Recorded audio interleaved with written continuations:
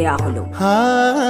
জননী কুলহ তুলে বক্ষে, শান্তনু বাস দেহ তুলে চোখে, কাঁদিছে তব চরণ তলে ৩০ কোটি নর নারী কুল।